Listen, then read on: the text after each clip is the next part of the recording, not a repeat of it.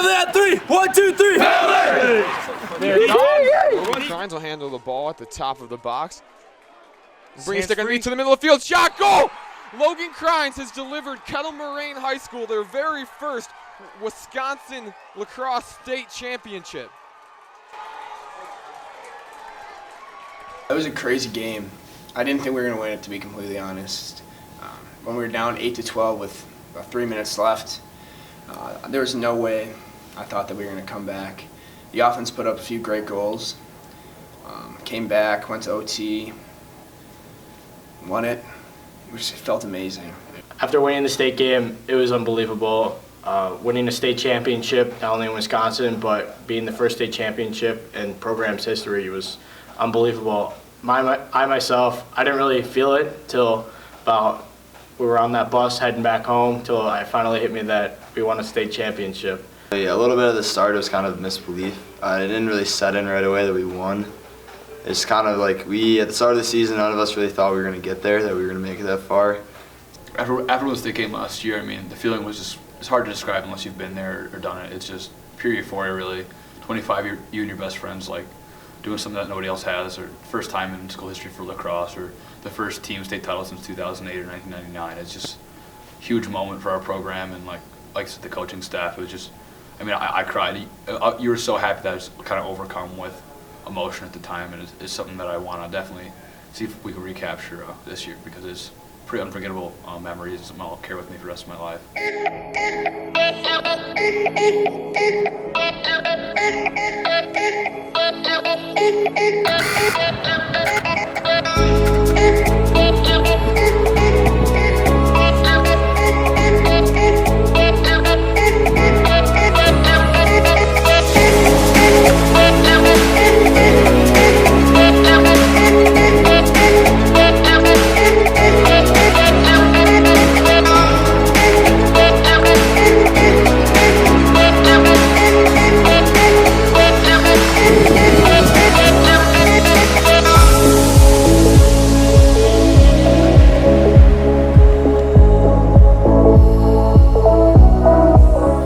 My expectations for this year, as in every year, is to be as good of a team as we can be by the end of the season. So we approach each game to be a better team at the end of the game as we were before we started. So each game theoretically is 48 minutes, and we want to maximize the 48 minutes that each game offers us.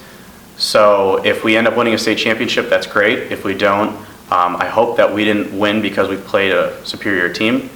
With how things have been lining up and the commitment level out of our players, our administration, our coaching staff, the school, I believe it's very possible for us to win another state championship. I think our kids have their heads on right, that they're doing the right things to make that happen.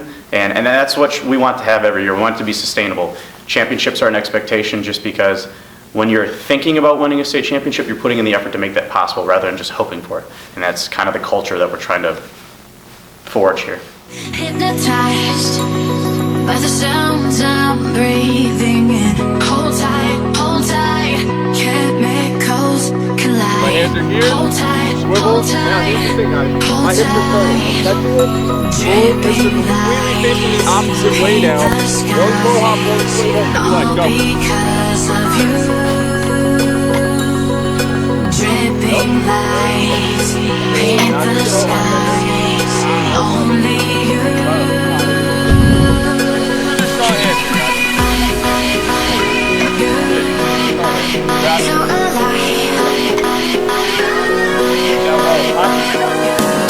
That was gross. Did you say anything, Brady?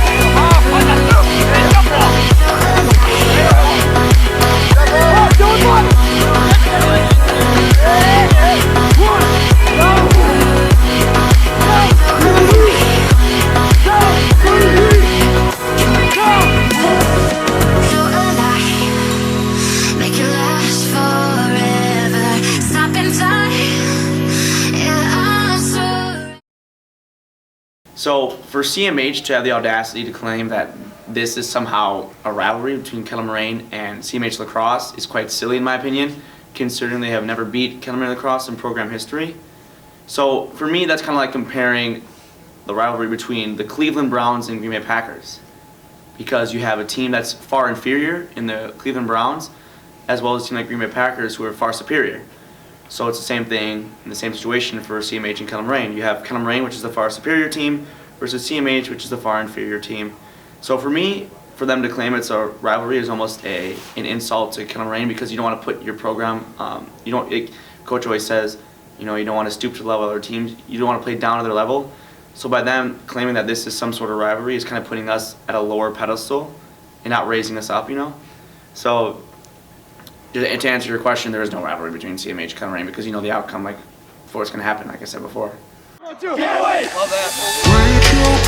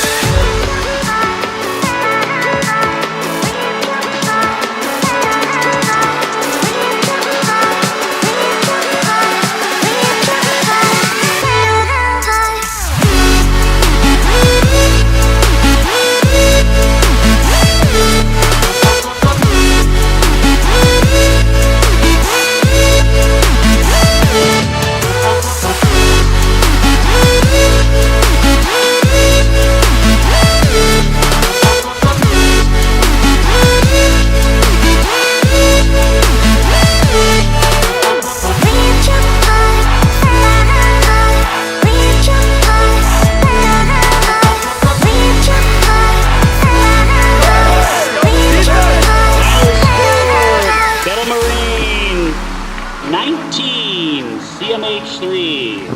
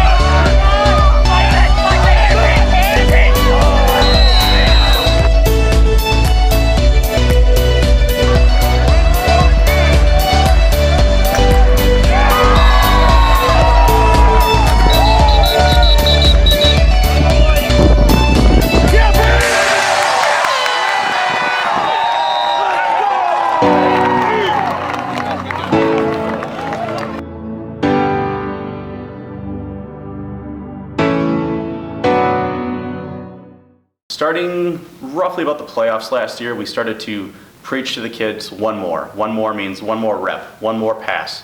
Just basically the act of being selfless. A lot of the issues with discipline that I've had over my 8 years of coaching and 3 years now as head coach at Kettle Moraine has been because of players too concerned about the me, not the we. The ego is coming into things. When kids are selfless, when they're bought into the program, when they're bought into us being successful, that's when they can really flourish, and we need to just get them on board with that. Oftentimes, playing time may be reduced or diminished if they don't buy in, and that generally will either straighten them up, because we only need guys that are bought into us. So it generally takes care of itself, because when they have 25 of their other teammates working towards the same goal of the us, of the we, rather than the me, it seems to align properly. And this year's been going much more smoothly, just as we've kind of morphed that culture to buy into the program first rather than the individual player. I think one of the biggest issues is that people don't give 100% at practice, whether it's just goofing off or just not giving 100% in drills. It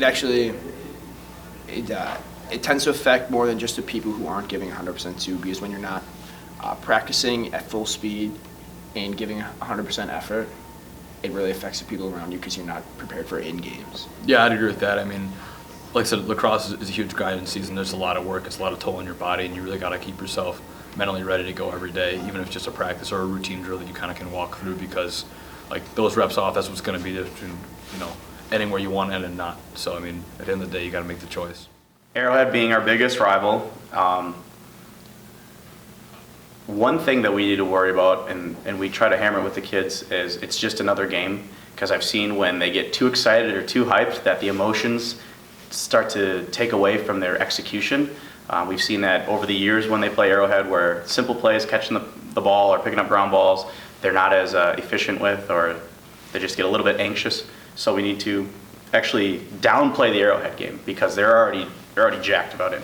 So we have high energy practices to keep them competitive, to keep the intensity up, but when we're in the game, we're not really focused on Arrowhead. We're focused on ourselves. We're focused on certain metrics, such as this midfield line needs to take this many shots per quarter. These players need to have these certain stats. We try to keep a core value of focuses for these kids so that they're totally ingrained on what their jobs are rather than just the whole commotion of the thousands of fans, and that's your arch rival and all the other things that go along with such an important game. So we try to like minimize the game, because the kids, you can't, making it bigger than it is only gonna get them even more wound up and make it more difficult for them to be able to do what we want to do on the field. We're preparing pretty hard. First day out, we're already practicing about 4 hours long with a long conditioning. This week is probably one of the biggest weeks that we have for conditioning, working, and powering through everything.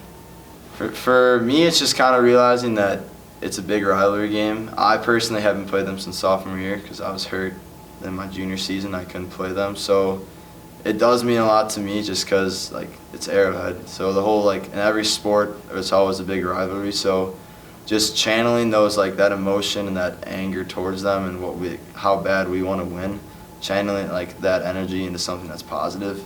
Because usually for a lot of teams that can mean something negative. They like just want to go kill people and just like hit and get stupid penalties. But for us, I think we're really trying to focus on using all the energy to beat them the right way. So that's how like me and the team is trying to focus for the game. We are studying Arrowhead's tendencies, figuring out what they wanted, what they're going to throw at us, and we're just hungry. Preparing for the Arrowhead games, more mental this week because I know pretty much we have physical skills all there. We just have to be mentally focused and ready to bring everything we have. So this week is kind of a big one, really. We have a lot of film, a lot of reviewing for just kind of what they're going to throw at us, whether it's just offensive schemes or offensive threats or just like what they toss at us. We've been really preparing for that. We've been working on new rides and clears of practice, but I think the main thing is just focusing on last week's film and perfecting some of the mistakes that we make then. Yeah, I mean, personally, I've been watching a lot of the film from games in previous years and other games that Arrowhead's played this year against common opponents to see their tendencies and kind of build upon things that, I mean, we haven't beat them since 2015, so it's a big revenge game. There's a lot at stake. There's seeding at stake. There's conference at stake. So overall, as far as risk-reward, is the biggest game of the year for what we could gain and what we could lose. So we're not going into it lightly. We're going to go into it with a good attitude, and we know what's at stake, and we're prepared to take it.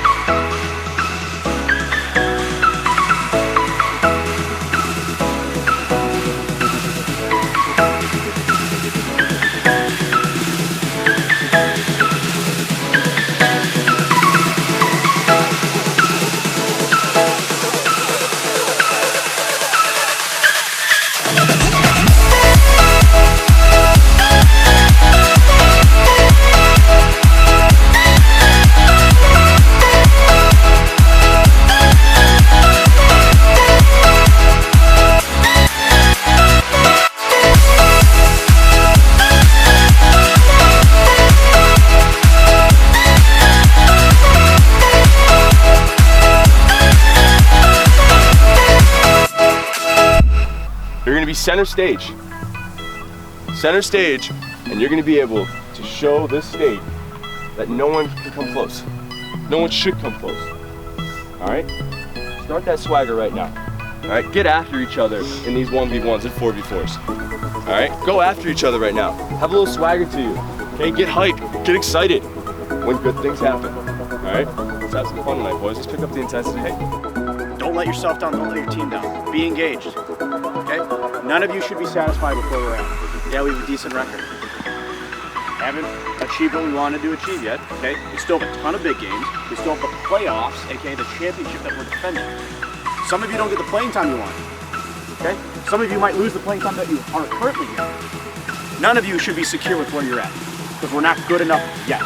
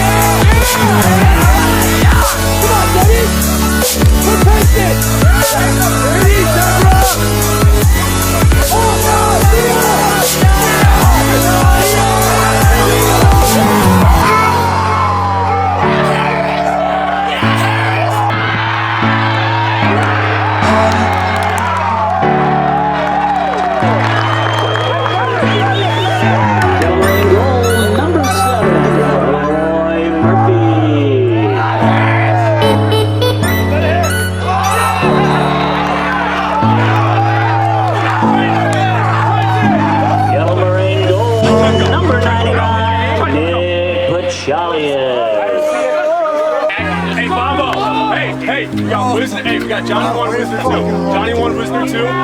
Actually, no. Offense? Okay. We're going to go 3.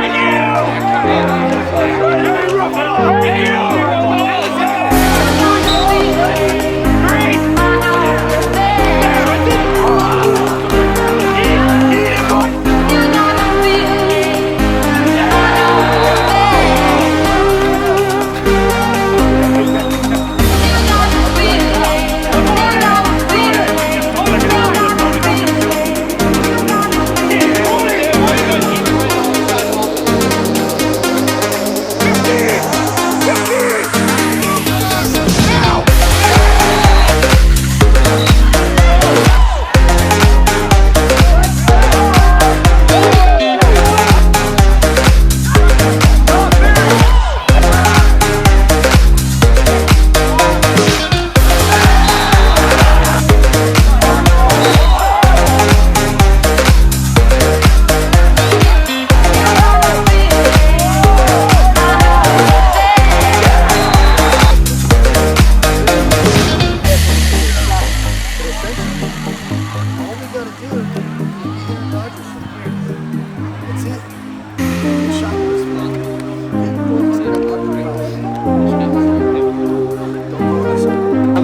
1, 2, 3, together.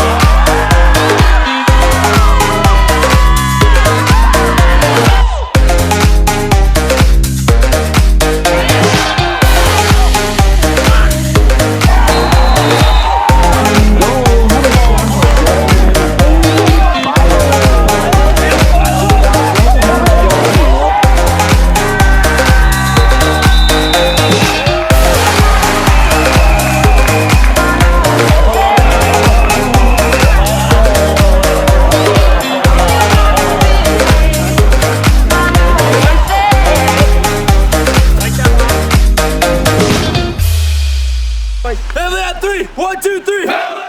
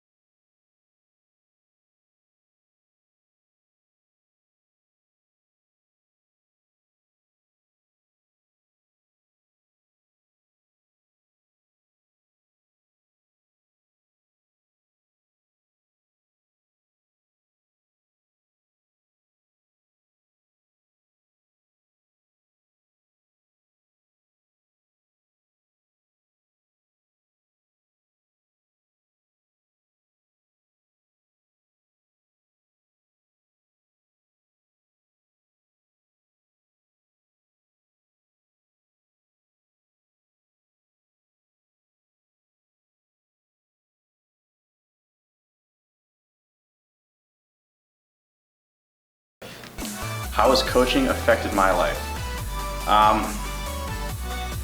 So for those who don't know, most of the players do. I grew up in Delafield, went to Kettle Moraine High School, played for Kettle Moraine High School, went off to college, played overseas. still play overseas when we have international tournaments and whatnot. And that's probably one of the main reasons I'm so involved with this team. I believe I do a lot. Not to like say thank me for it, but I'm so invested in this program because I realize and recognize how much Kettle Moraine Lacrosse has given me. If I didn't play for Kettle Moraine Lacrosse, probably wouldn't have been a college athlete. I probably wouldn't have played professionally down in Australia. I wouldn't be a member of the Portuguese national team. I wouldn't have seen large portions of the globe. So it's opened so many doors for me, from social activities to just new people that are in my life, to the opportunities to get to fly here or there. In 2 weeks, I'm going to Providence, Rhode Island to play the Israeli national team. I think that's awesome. I mean, for me, individually, those opportunities are unbelievable, and that's why I'm so committed to this team and trying to give back to this specific program, because I know how it's profoundly changed my life for the better, and I think it can do the same for other players.